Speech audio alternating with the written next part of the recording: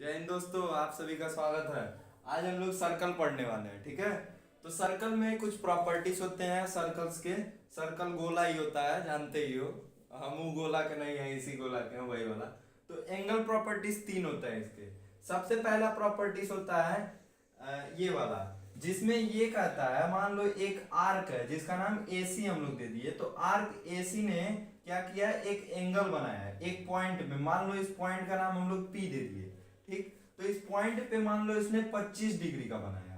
तो अगर यही आर्क सेंटर पे बनाएगा तो इसका जो होगा, ये 25 है तो यहाँ पे 50 डिग्री हो जाएगा, ठीक है।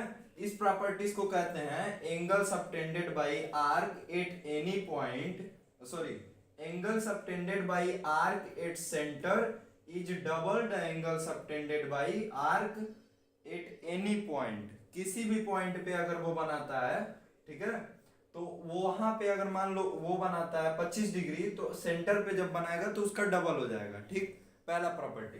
दूसरा प्रॉपर्टीज क्या होता है, मान लो आर्क AC है, ठीक। तो एक सेगमेंट बनाया इसने, ठीक। ये मान लो ये वाला सेगमेंट बनाया, सेगमेंट में इसने 60 डिग्री का एंगल बनाया, ठीक।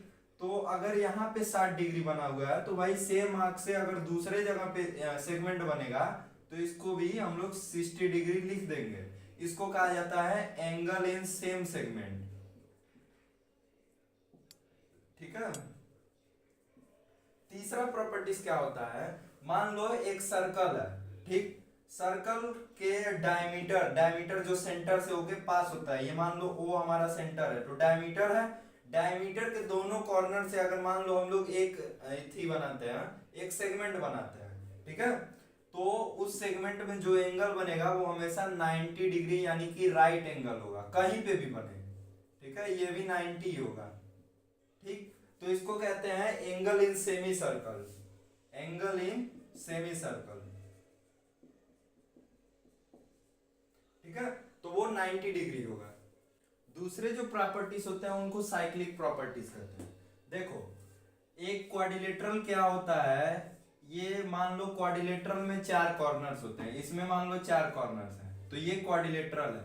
सिमिलरली इसी क्वाड्रिलेटरल को अगर एक सर्कल में हम लोग डाल दे तो उसको साइक्लिक क्वाड्रिलेटरल कहा जाता है, ठीक। तो उसके साइक्लिक प्रॉपर्टीज होते हैं। सबसे पहला प्रॉपर्टीज क्या होता है कि जो ऑपोजिट एंगल्स होते हैं, जो आमने सामने के एंगल्स होते हैं, ठीक है, एंगल बी और एंगल डी, आमने सामने के एंगल्स क्या होते हैं, सप्लीमेंट्री होते हैं। सप्लीमेंट्री एंगल्स वो होते हैं जिनको मान लो यहाँ पे angle B plus angle C, sorry D को जोड़ दिया जाए तो कितना आ जाएगा, 180 डिग्री। तो दो एंगल को जोड़ के अगर 180 आ जाता है तो उसको सप्लीमेंट्री एंगल्स बोलते हैं, ठीक। सिमिलरली एंगल बी और एंगल डी सप्लीमेंट्री हैं, और एंगल ए और एंगल सी भी सप्लीमेंट्री है, ठीक है।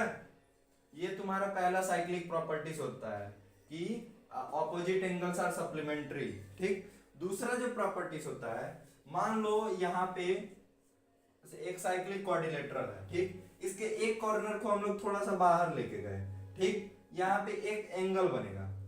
अब इस एंगल का वैल्यू, या जो एंगल डी है बाहर वाला, उसका मान लो x ले लेंगे, तो ये जो एंगल है एंगल बी, वो भी x होगा। कैसे होगा मैं बताता हूं। इसको कहते हैं exterior angle is equal to interior opposite angle.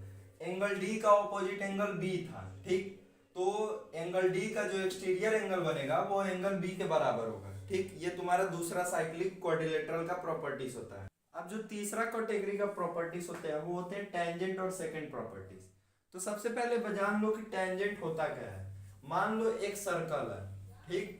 Circle पे एकदम बॉर्डर पे टच करते हुए एक लाइन गुजर जाए, उसी को हम लोग टेंजेंट कहते हैं, ठीक है। एकदम टच करके गुजरे, अंदर नहीं है, बस टच करके गुजरे, ठीक। तो मान लो ये टेंजेंट है, इसका नाम हम लोग ए बी दे देते हैं, ठीक।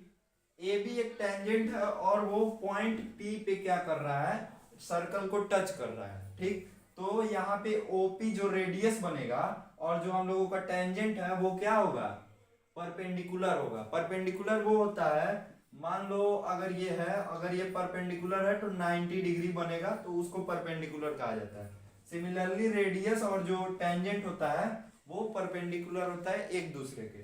दूसरा प्रॉपर्टीज क्या है, मान लो एक पॉइंट P है जो बाहर है, ठीक, वहां से हम लोग दो टेंजेंट लेके आ रहे हैं दोनों साइड पे, और वहां पे मान लो A पे और B पे क्या कर रहे हैं, टच करा रहे हैं, ठीक। तो सबसे पहला जो चीज होगा वो पीबी का जो लेंथ होगा, मान लो ये 5 सेंटीमीटर है, तो PA का लेंथ भी 5 सेंटीमीटर ही होगा, यानी कि दोनों का लेंथ इक्वल होगा। दूसरा चीज यहाँ पे सेंटर पे मान लो यहाँ पे ओ यहाँ पे सेंटर है, तो ये वाला जो एंगल बनेगा वो इस साइड से जो एंगल बनेगा POA और POB, ये दोनों क्या होंगे, इक्वल होंगे। सेंटर पे जो मतलब बनाएंगे वो इक्वल होंगे अगर इसको डिवाइड किया जाए। तीसरा चीज यहाँ पर भी जो एंगल बनेगा, जैसे सेंटर पे दोनों इक्वल थे वैसे भी यहाँ पर भी इक्वल होंगे, ठीक है। ये हमारा टेंजेंट और सेकंड प्रॉपर्टी का दूसरा है।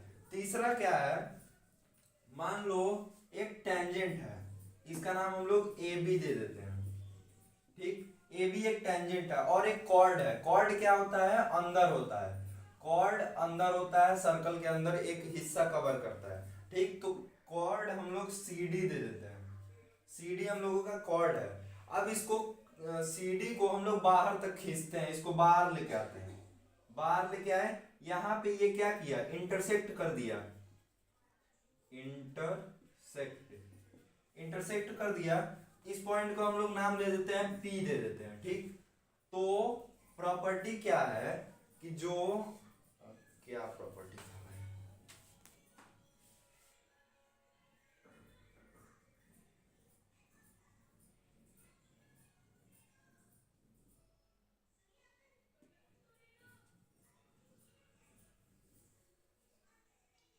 और जहां पे इस पॉइंट को टच कर रहा है उसको हम लोग नाम दे देते हैं M, ठीक है। तो क्या होता है, जो PM है, वो जो PM जो हम लोगों का टेंजेंट और इंटरसेक्शन के बीच का लेंथ है, उसका अगर स्क्वायर कर दें तो हम लोगों को क्या मिलेगा, ये जान लो। सबसे पहला जो बाहर का एरिया है, कॉर्ड का बाहर का एरिया PD, और इसको मल्टीप्लाई कर दो PC से, तो मतलब PD का मल्टीप्लाई PC इतना बड़ा, और उसका मल्टीप्लाई इससे करोगे तो इसका दोगुना हम लोगों को मिलेगा, ठीक है, यानी कि PM का स्क्वायर हम लोगों को मिलेगा, ठीक है। ये हम लोगों का तीसरा प्रॉपर्टी है, टेंजेंट और सेकंड। अब चौथा जो सबसे इंपॉर्टेंट प्रॉपर्टी है वो क्या है, कि मान लो दो कॉर्ड है, मान लो AC एक कॉर्ड है और DB एक कॉर्ड है, वो दोनों क्या करते हैं, इंटरसेक्ट करते हैं, मतलब एक दूसरे को क्रॉस कर देते हैं एक जगह पे, मान लो P पे क्रॉस कर दिए, तो जो PA का लेंथ और जो PB का लेंथ होगा उसका अगर हम लोग मल्टीप्लाई कर दें तो वो इक्वल होगा PC और PD के लेंथ के, मतलब कि PA multiplied by PB is equal to PC into PD।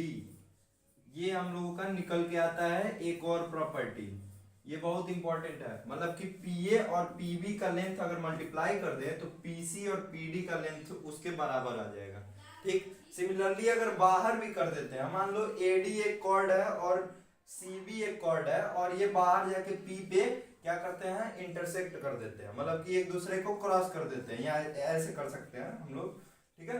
तो इसमें भी सेम चीज होगा, यहाँ पे जो होगा PA यानी कि यहां से यहां तक की दूरी, और उसका मल्टीप्लाई PB से, PB मतलब इतना दूरी और इतना दूरी मल्टीप्लाई करेंगे हम लोगों को, तो सेम चीज इधर भी मिल जाएगा, PC इंटू PD, ठीक है। तो सेम हर जगह पे होगा ये, ठीक है। अब हम लोगों ने सर्कल के सारे प्रॉपर्टीज पढ़ लिए, अब हम लोग इसके बेसिस पे एक क्वेश्चन भी सॉल्व कर लेते हैं ताकि हम लोगों का अंडरस्टैंडिंग थोड़ा क्लियर हो सके, ठीक। तो इसमें दिया क्या है, PQRS is a cyclic quadrilateral, PQRS एक साइक्लिक क्वाड्रिलेटरल है, एंगल QPS 73 डिग्री है, PQS 55 डिग्री है, और PSR 82 डिग्री है, मतलब कि ये PSR ये पूरा लेके है, आधे का नहीं पूरे का है, ठीक। तो इसमें हम लोगों को तीन एंगल को फाइंड करना है। सबसे पहला QRS ये वाला एंगल फाइंड करना है हम लोगों को। ये वाला एंगल फाइंड करना बहुत ही आसान है। साइक्लिक क्वाड्रिलेटरल का पहला प्रॉपर्टी क्या होता है, opposite angles are supplementary, opposite angle are supplementary. तो एंगल P और एंगल R क्या होगा, सप्लीमेंट्री होगा। मतलब कि angle P plus, sorry angle P को पूरा लिखना पड़ेगा ना, एंगल P का क्या लिख दें, QPS, angle QPS plus angle QRS, QRS is equal to 180 degree. ये हम लोगों का साइक्लिक क्वाड्रिलेटरल का प्रॉपर्टी है। अब इसको सॉल्व करो, QPS 73 plus QRS is equal to 180 degree. Angle QRS is equal to 180 minus 73 is equal to कितना आएगा, 107 डिग्री आएगा। ये हम लोगों का आ गया 107 डिग्री। ठीक, हम लोगों का पहला क्वेश्चन सॉल्व हो गया। दूसरा क्वेश्चन क्या पूछ रहा है, RQS फाइंड करना है। RQS ये भी बहुत ही आसान है, देखो कैसे।